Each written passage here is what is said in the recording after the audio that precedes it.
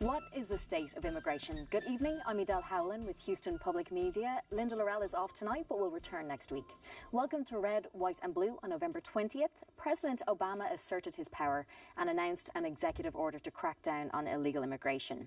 His directive will protect approximately 5 million people from being deported. Additionally, it will allow many to work legally without gaining citizenship.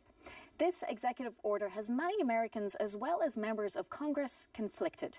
Some say that this order was one that needed to be taken. Others argue that the president's move was a violation of the Constitution. So this evening we ask, what exactly does the president's order allow? What power does Congress really have? And is the president's order truly a violation of the Constitution? To help guide us through this evening's discussion, we are pleased to welcome Geronimo Cortina, Assistant Professor of Political Science and the Center for Mexican-American Studies with the University of Houston, and Charles Foster, Chairman of Foster LLP and Chair of the Greater Houston Partnership's Immigration Task Force.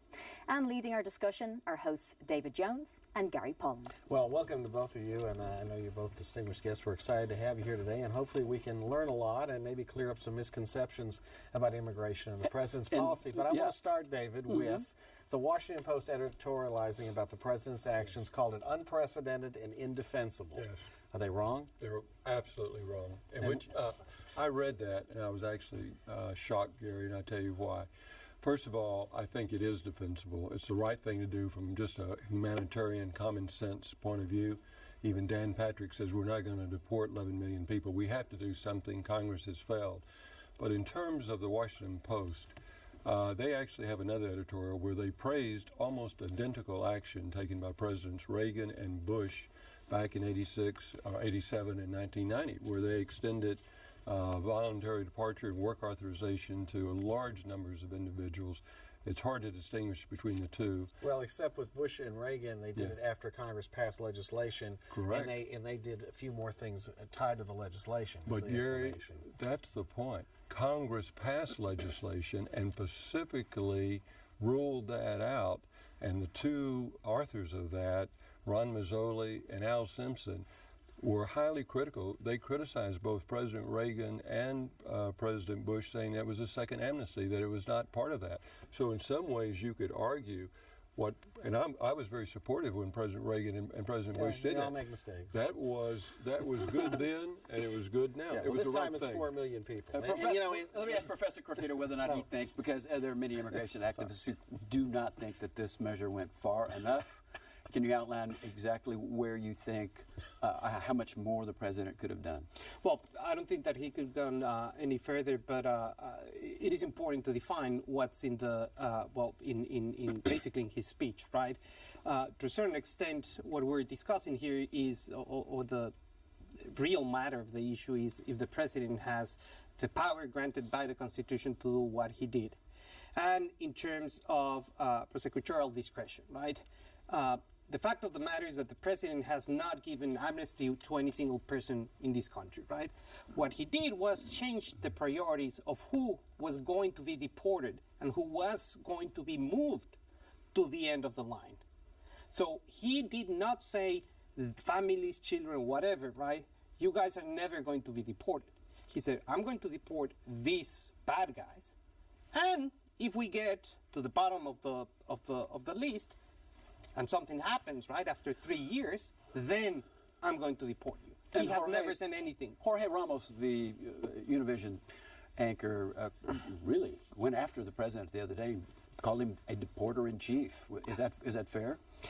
Well, I mean, if you look at the numbers, absolutely, right? I mean, he has been one of the presidents in the modern history of this country who has deported more people than anybody else. So, yes, he has been the deporter-in-chief. Well, it seems, Charles, we're talking about this issue on a couple of levels. You seem to be talking about the problem in America that we have a screwed up immigration system, to describe it accurately, that has allowed 11 million people plus to enter the country illegally and live in the shadows. And I think almost everybody agrees that is not a good situation. So the problem we face, as we hear today, is this. First, the president took an action he did not ask Congress to specifically do. The Senate bill that was passed, that the House didn't pass, had all kinds of stuff in it. But he didn't send a standalone bill on this particular thing, which he could have done. So that would be my first problem with what the president did. Secondly, we still have an issue with border control, and I know you and I have talked about this. The American people, I think everybody, and maybe regardless of party, for the most part, want to see our borders controlled wherever they are. It's not just the Mexican-U.S. border, it's the Canadian-U.S. border, it's our airports, it's our visa system. The whole thing's a mess. So what do we need to do to get control of that so we really can have a fair discussion in America about these folks who are living here in the shadows? Yeah. Well, first of all, everyone agrees we need to control our borders. That's really no debate. I'd make a couple of points, Gary. First of all, today, without any questions, our borders are more controlled than ever in American history. There is no debate about that. I used to live on the border. I grew up in South Texas where people would just walk across. I used to walk across the border, go hunting. No one ever thought anything about it. Far more controlled today. We've spent a ton of money. Every president can brag they've doubled the border patrol. I worked for a Republican president, a candidate, George W. Bush, and I often say he was the best politician I ever met on immigration because he guided that part of controlling the border is to have a functioning legal system. He said when I first started working for him, why should we have the border patrol? Gang tackling someone's favorite nanny or a construction worker. Why don't we route those people into a legal system and take that pressure off the border? Americans want people to come in legally. They support legal immigration. And they will say, have them go back and get in line. What they don't realize is there is no line. There is no way for people to qualify legally. And that's why part of smart border control is passing comprehensive immigration reform. And by the way, the Senate bill that passed with Republican support most of the provisions were conditioned on getting a functional control, 90% functional control of the border. And the argument against that has been, we've had that in other bills, going back to the Reagan immigration reform plan, and the border still is not under control. So there's a dispute there on that issue. But it's good to know that we can try to come together on that part of the issue. And what happened to the idea of work permits for folks to come in? They don't want to become citizens. They just want permission to work legally in the country. Why aren't we doing that? Well, that's part of immigration reform. That would be a big part of it. People say we can't, we don't need a comprehensive bill. All that means is there are several working parts. Part of it is what do we do with 11 million, but another big part would be having a robust temporary workers program. Now that's where I disagree with some of the Democrats, because each party has its problem. Democrats historically have opposed a functioning temporary workers program, which I think makes a lot of sense. Not everyone wants to come here to be a permanent resident or to become a naturalized citizen. So where employers are able to prove that there's not a single willing and able U.S. worker willing to work at the prevailing wage, there should be a functioning temporary workers program. Professor Cortino, when Mr. Foster was introduced as being head of a committee of the Greater Houston Partnership, comes to mind that these folks were invited here by the construction industry and by the growers of the United States, where anywhere from 35 to 50% of the employment in those two industries are based on that loose immigration policy, if you will. What about the morality of us having invited all these people in? And of course, I'm sure Charles will tell you that the business community wants reform. Well, I mean, we have to think about immigration as a regional phenomenon, right?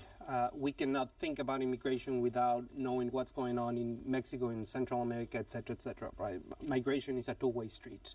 People come because they need to come for whatever reason, economic, escaping war, poverty, you name it. And people also here, right, invite them to come, right? Demand for labor, lower wages, so on and so forth. So the first part, when we think about immigration, is that we need to know why people are coming. And it's on both sides of the issue. Obviously, everybody benefits from migration. If migration is managed properly, right? If we think about migration as a process of management, right? You're going to manage labor supply and the demand of and demand of labor. Once you are able to do that, right? You are able to channel people where they need to go. As Charles was saying, well, maybe they need more construction workers because people here at the prevailing wages are not willing to work, or because they have other aspirations, right? We have examples, for example, a couple of years ago in Georgia, where government implements some sort of SB 170 type of Arizona law, and migrants just left the state, right?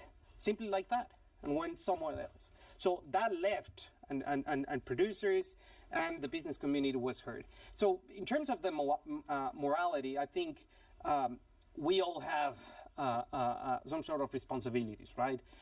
From one side, countries of origin have responsibilities, and on the other hand, countries of destination have responsibilities. Now, you know, this has not occurred to me until recently as I read about the tens of thousands of people are drowning off the coast of North Africa, headed for Italy and all points away from the collapsing economies down there. How are other countries dealing with this crisis on their borders? Are they taking the position that we're taking in terms of building fences and deportation and the like, or is there a different approach? Well, I mean, there's a very, very, very important issue here, and it's a very own notion and the very own fabric of the state, right? Which is states have the sovereign right to decide who comes, who can settle down, and eventually form part of the polity, if you will.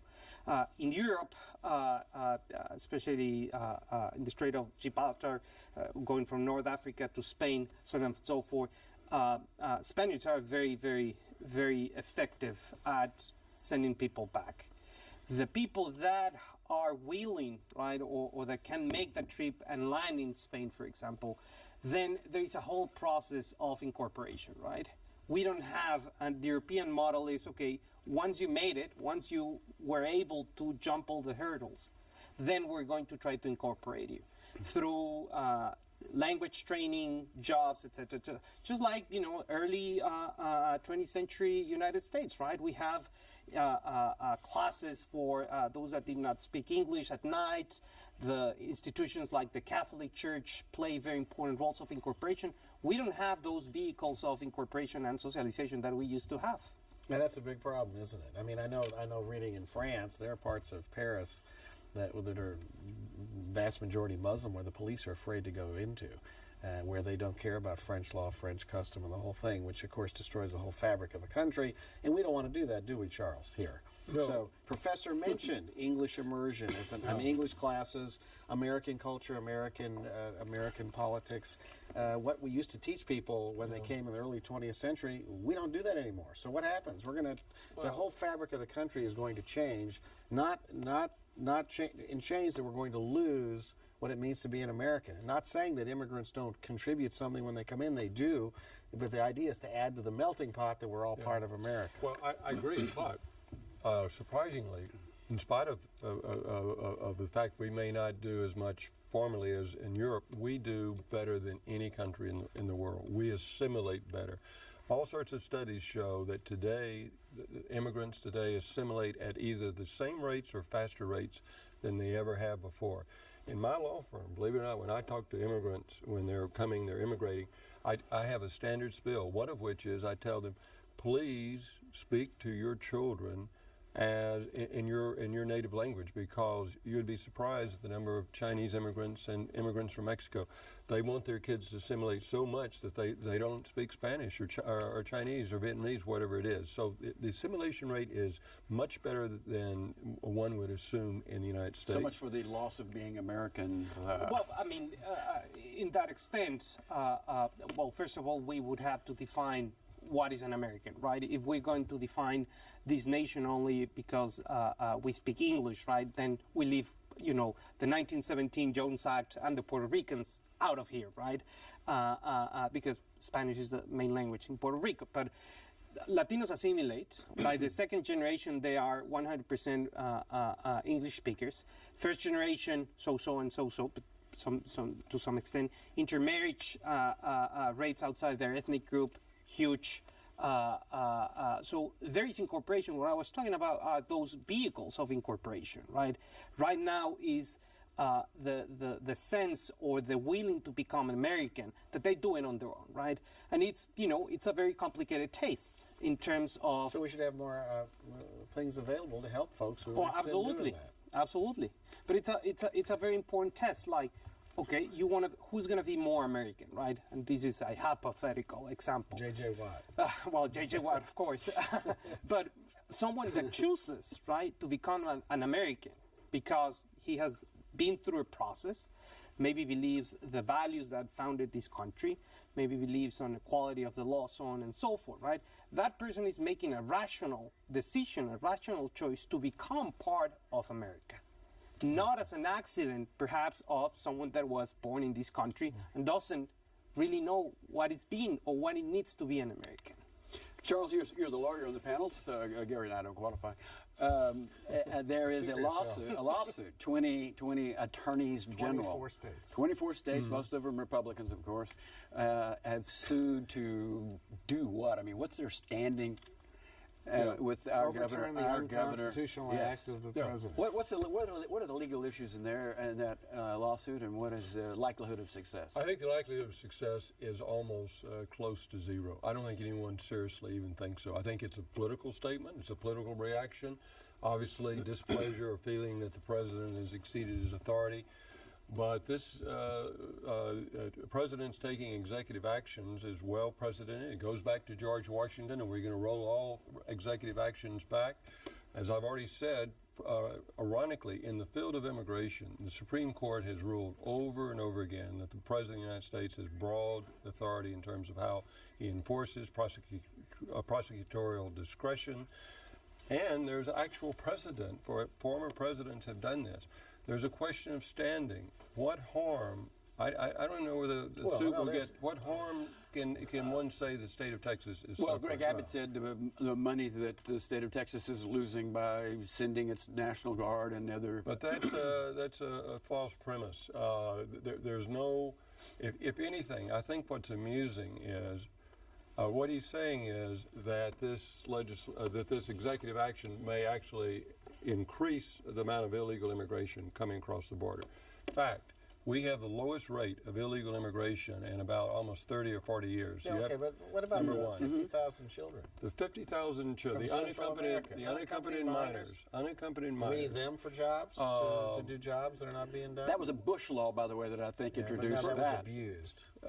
It was abused, but David's right. They were, to the extent they were taking advantage of any act, it was a 2008 Reauthorization Human Trafficking Act, and that was passed under George W. Bush, a very good law, and the law you could say was abused. By the way, passed unanimously by the Senate and almost unanimously by the House. They passed legislation. But that was not an immigration problem. They were coming here surrendering themselves.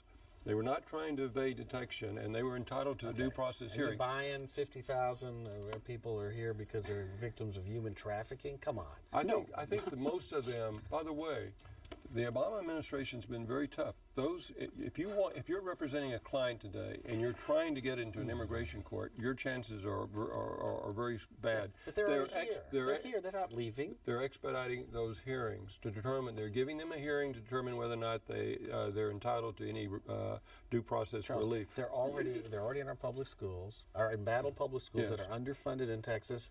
Federal government didn't write a check because they didn't enforce the border, and they're already ending up in our juvenile justice system committing crime. They come in basically illiterate. It's unbelievable, and that is because the border is porous, and that's why they got in. They actually, you could have had the border. You could have had every one of the Department of Public Safety officers down there. They were looking for people to surrender themselves to. This had no issue of the border being porous. Send them back. Also, the numbers are relatively small in terms of our historic numbers of people trying to come in illegally. Finally, those numbers are hit a peak, and after a month or two, they're disappearing. They're going to come back now that they heard that Obama's offering amnesty again, even though you don't describe it as I'm that. sure there's a bunch of 8-year-olds that are reading closely. Their By parents By the are. way, two points on that. I say this only half seriously, but if that's the case, Gary, who's at fault? Because the conservative Tea Party wing of the Republican Party is advertising, saying the border's wide open, no enforcement, amnesty. Maybe some of those individuals should look in the mirror. Maybe they're the ones who are actually creating the attractive nuisance. They were quoting Obama. Professor Cortina, as we discussed the Americanness of Gary's argument, do you sense that they are basically giving up? That is, the Republicans, I mean, they're just giving up on immigration, giving up on people being able to incorporate themselves into the United States. Isn't it a rather dismal approach to hear them talk in the way that they do about? Of course, I know what they're worried about. They're all going to be Democratic voters, right? Well, that was the whole plan by Obama. I'd like to dispute that. This has nothing to do with citizenship. I know. In Gary's mind, it has to do. Yeah, with I think it has everything to do with it. And well, I mean, I'd like to do.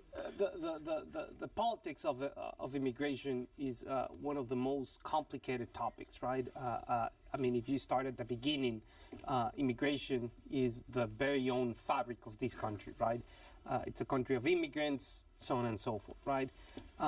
You can make both arguments, right? You can make arguments that this has become a somewhat we like immigrants, but a series of small print. That argument can be made.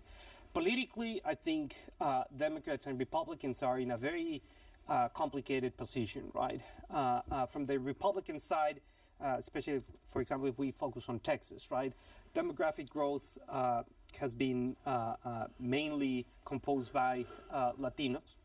Latinos most of the times vote democratically. Immigration is very complicated, right? Immigration has been driven the growth of the state. So if the Republican Party is thinking about 20, 30 years, right, you have to take into account Latinos, right? Whether they're here, not here, or whatever, you have to take into account them. So the Republican Party is in a position that I think it's either the salvation or the curse in terms of winning the Latino vote.